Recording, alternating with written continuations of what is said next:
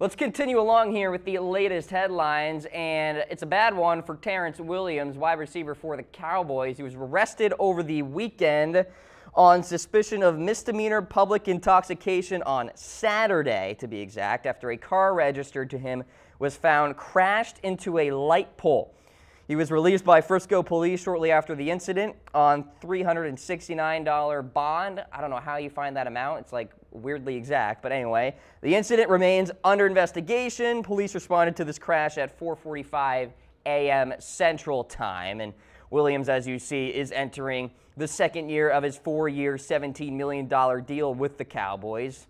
2017 wasn't all that inspiring. 53 receptions, 568 yards, no touchdowns for T-Will. Now, he did release a statement on the matter, trying to provide some clarity into all of this, and the long statement is, quote, "The police officer who I have met in the past in the neighborhood saw me on the scooter and arrested me without performing any sobriety tests." And here's the quote that you see on your screen. "I have always been an upstanding citizen and handled the situation the best I know how." So the investigation continues to roll on there for Terrance Williams, and it sounds like, you know, just to him, some sort of innocent crash, and he was not under any sort of influence or anything like that. So we'll see what the investigation really pulls out here in terms of Terrance Williams, but he is certainly under a microscope, if you will, for, number one, this incident. Number two, a lot of pressure on him to perform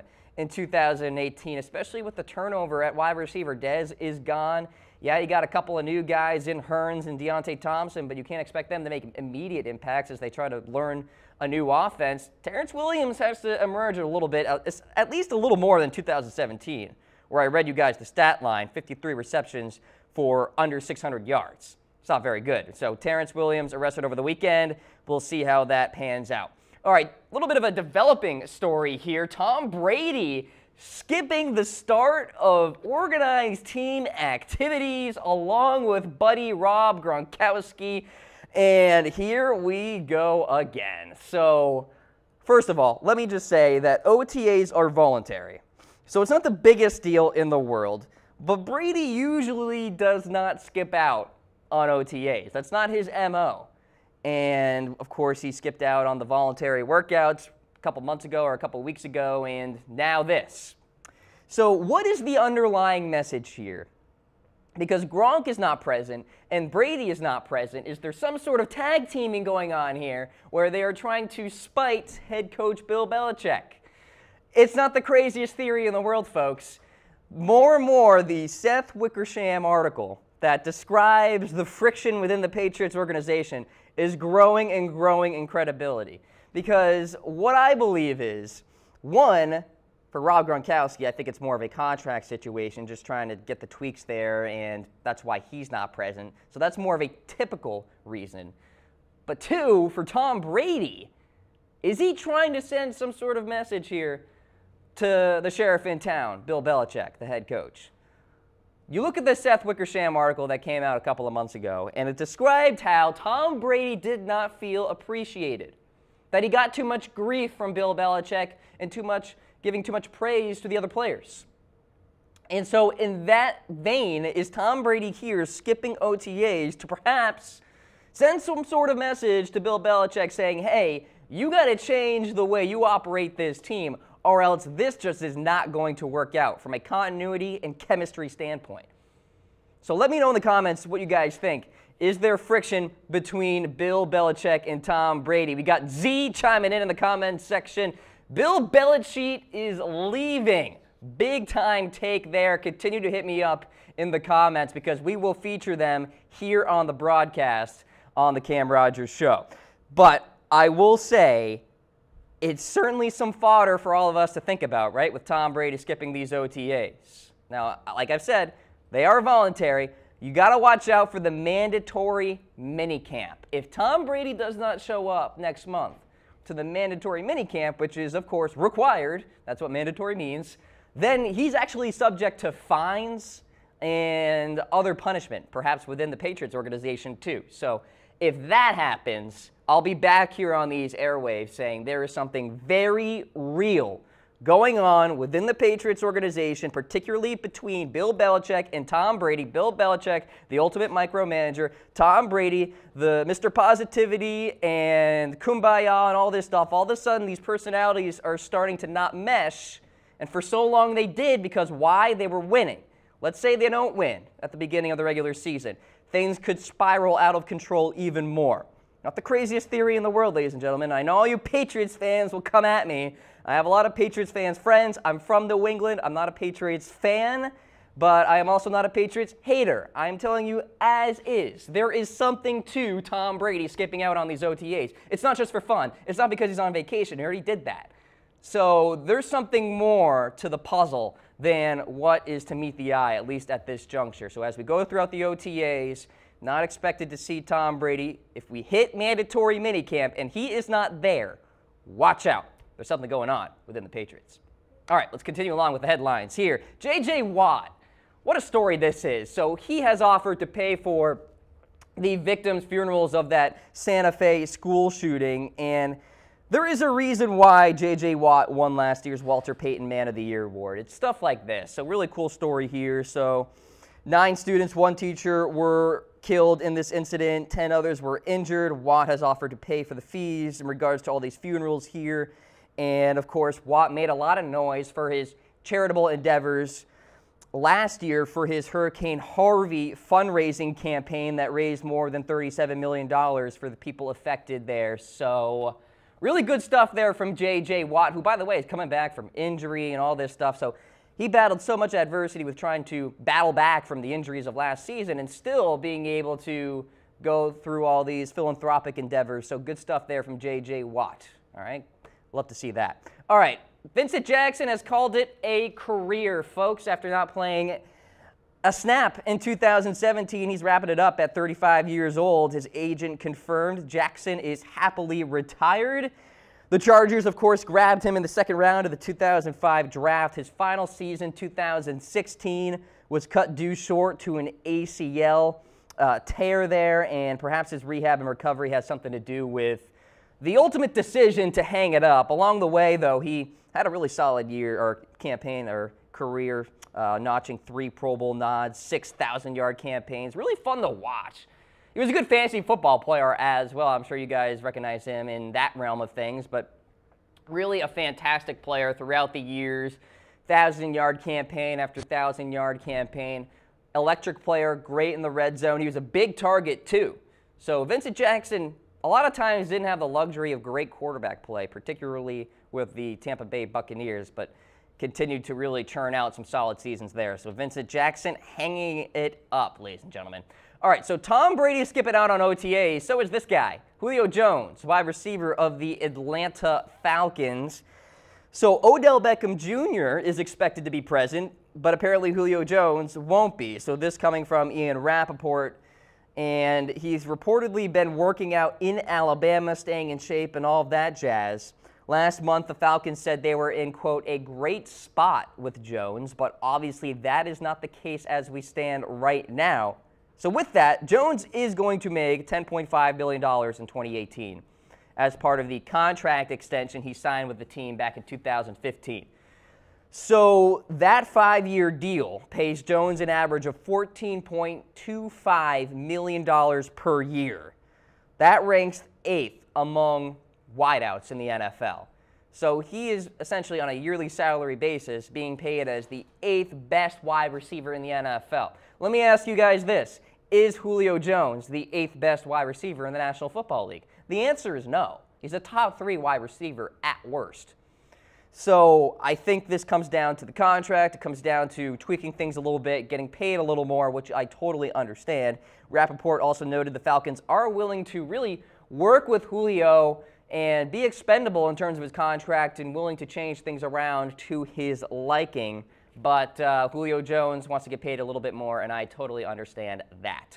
All right, we got a follow-up here on Rubin Foster because there's a new court date for him. It is June 20th. And this is in regards to a different incident. So this is the weed incident, if you will, when he was arrested on a second-degree misdemeanor charge back in January. January 12th to be exact, and he was released on $2,500 bond there. So subject to discipline from Roger Goodell in the NFL under its substance abuse policy, by the way. So Roger Goodell could lay down a suspension on Rubin Foster for that, but also for the domestic violence allegations that have since been recanted, but still, who knows with Roger Goodell if he just goes ahead and implements that baseline 6-game suspension there for Rubin Foster. It remains to be seen. So on Wednesday, Foster will hear the judge's decision in terms of that domestic violence case, even though that case is likely to be dropped, and I think it will be. There's no reason to continue on with the charges if the victim has said that she lied throughout all of it. Roger Goodell, in the iron fist that he has, judge, jury, executioner, could come raining down here.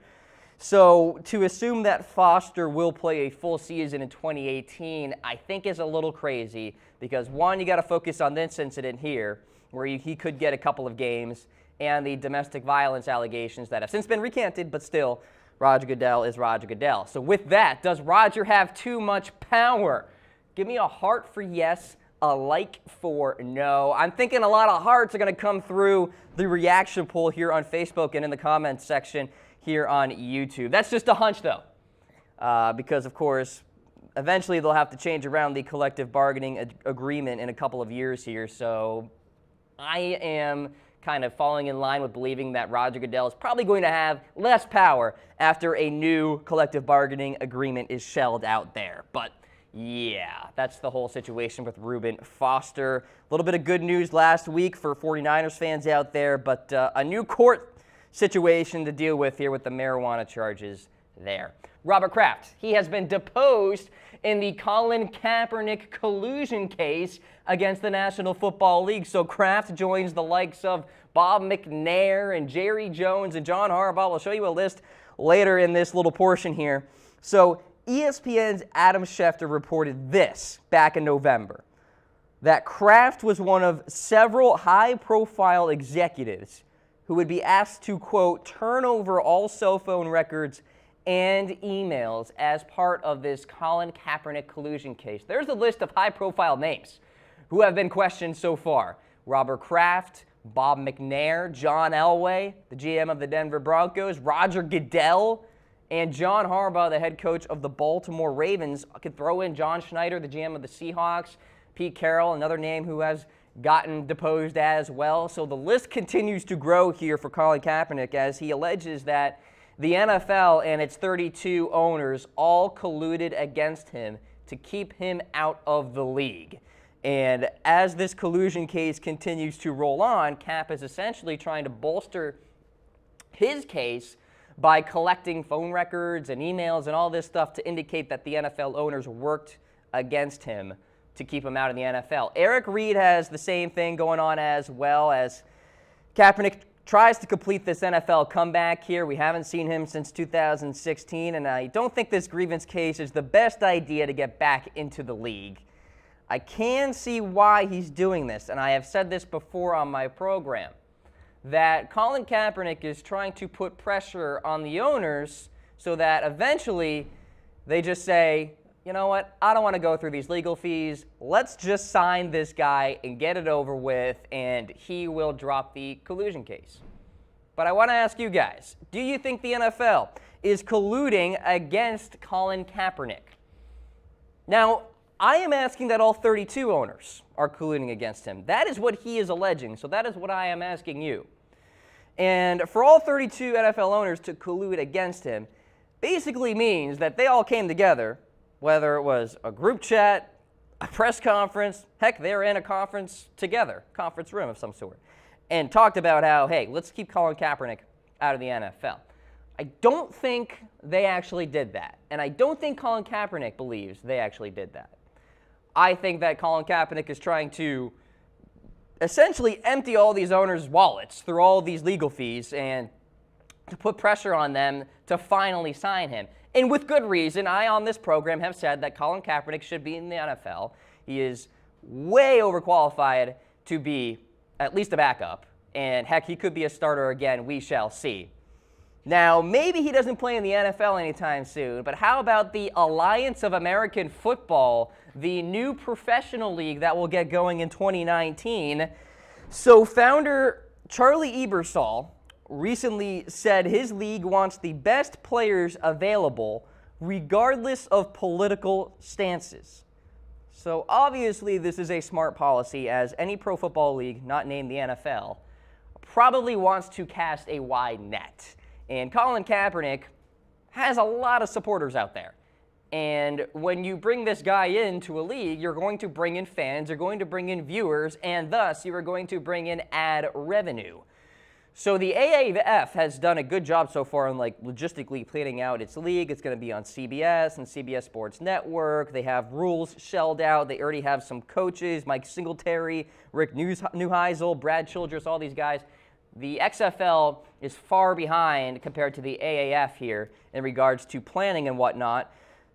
It's going to start with 8 teams playing a 10-game regular season, franchises in Orlando, Atlanta, Memphis, Salt Lake City, Arizona. 3 more teams will be announced pretty darn soon. But Colin Kaepernick, if he really wants to play organized football, he can play in the AAF because Charlie Ebersol has said, we want the best players, regardless of political stances.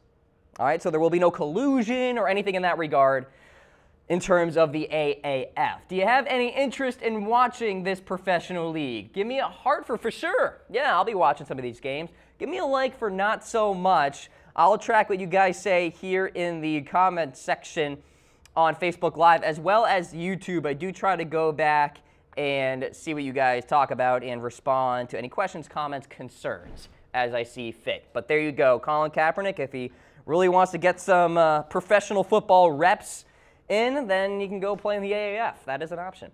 All right, we had a trade that went down a couple of days ago. The Browns have traded Jamar Taylor, former second-round pick back in 2013, to the Arizona Cardinals. The Cardinals needed some big-time secondary help alongside Patrick Peterson there. So Jamar spent the last 2 seasons in Cleveland. During that stretch, Taylor tallied 3 interceptions, 23 pass breakups across 31 appearances, including 29 starts for the Cleveland Browns there. In 2017, Taylor led all Browns cornerbacks by playing 90.36% of the team's total defensive snaps. The Cardinals have been looking for an adequate cornerback opposite of Patrick Peterson, and they also saw, the Cardinals did, Tyrann Mathieu leave, Justin Bethel leave, Tramon Williams leave as well via free agency. Jamar Taylor has agreed to drop his base salary from $4.25 million to $975,000. So certainly helps the salary cap situation as well for the Arizona Cardinals there. So big-time secondary help as well as salary cap relief for the Arizona Cardinals. That's a win-win to me. So Jamar Taylor is headed to the big toaster there. All right, let's talk about what the Buccaneers offensive coordinator recently said about Jameis Winston. Don't try so hard. And he's not talking about on the football field. No, he's talking about the pregame ceremonies. So offensive coordinator Todd Monken said Winston should probably dial back his pregame antics. Went on to say Winston shouldn't do as much rah-rah stuff as that, eat the W phrase prior to a game last year comes to mind. So what he's trying to say is, Jameis, don't be yourself. But you know what the funny thing is? In that quote, he also said, be yourself. So does the offensive coordinator know Jameis Winston more than Jameis Winston knows Jameis Winston? Like, why are you saying this stuff? Jameis Winston is a very fiery guy, and he wears his emotions on his sleeve. He is certainly no Jay Cutler in regards to keeping things internally. He's not a Joe Flacco or anybody like that. He likes to, be amped up on the football field, especially in pregame ceremonies, if you will. So is this really what the offensive coordinator of the Tampa Bay Buccaneers is going to criticize right now? When you have a team that had a non-existent run game last year, Mike Evans had a big-time drop-off campaign in 2017. There was a big-time lack of pass protection. Jameis Winston was on his butt many times. And you have Dirk Cutter as the head coach, who is not very good and should be fired this year. So we're going to pick apart Jameis Winston being all amped up before a game and saying you should be yourself instead. Well, what if that is his personality? Like, I just don't understand. So I had to put this into the headlines because I'm just sitting here to myself thinking, huh? What? Okay, like, why can't you just let him be amped up and, try to let the players feed off of that energy? It's one of the weirder headlines that I read through over the weekend. But let me say this. The offensive coordinator of the Tampa Bay Buccaneers should probably focus more on devising effective plays for the team rather than criticizing what Jameis Winston does on the sidelines. So there you go. We'll see what happens. Hit me up. Let me know what you think about Jameis Winston. You think he'll win a Super Bowl? I think he has the potentiality to do it. He needs some more help, especially on the defense for Tampa Bay, but they did address that a little bit, especially on that front line. So we'll see what happens. Stay tuned. All right, and then finally here, what's the latest on Dez Bryant? Sounds like he's waiting on a call from the New York Giants. That is my understanding, according to some rumors out there. So there is growing belief that Dez really, really, really wants to play for the New York Giants. And obviously this makes some sense because Dez has said before he wants to play the Dallas Cowboys twice a year. And to do that, you kind of have to be in the NFC East. The Washington Redskins have shown zero interest in Dez Bryant, although that is the team with the most salary cap space outside of Dallas. Then you have the likes of the Eagles. They have no salary cap space, and they have no need for Dez Bryant. So that leaves the Giants here. And by the way, the Cowboys are not re-signing Dez. That's not happening. So the Giants, a team that lost Brandon Marshall, recently cut him after he failed the physical.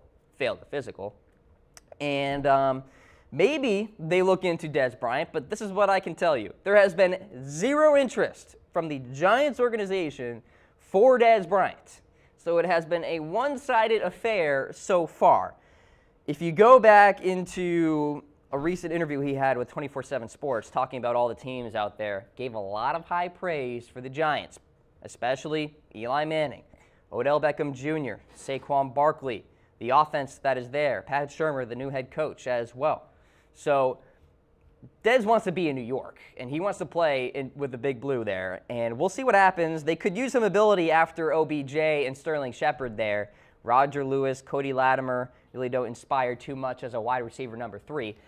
I don't have the Giants in my top 5 new landing spots for Dez Bryant. I did switch things up, though. I took out the Green Bay Packers because I just don't think it makes sense anymore. I left them on there for a little bit because I gave some credence to what Jason Witten said recently, but I took them out. I put in the New York Jets. They have a lot of salary cap space. They have a need at wide receiver. They got Robbie Anderson. I get that. They got Quincy Enunwa as well. But they could certainly use a guy like Dez Bryant, especially if you want Sam Darnold to have a nice, friendly red zone target. Eventually, Sam Darnold will be the quarterback for the Jets. I think it's only a matter of time there. I do have the Patriots at number 1. I will continue to keep them there because I think it makes a lot of sense from need, from personality standpoint, and for motivation for Dez. Obviously, probably the best route to get a Super Bowl victory on this list. Seattle, big-time need. Colts, obviously a need after T.Y. Hilton. A lot of salary cap space.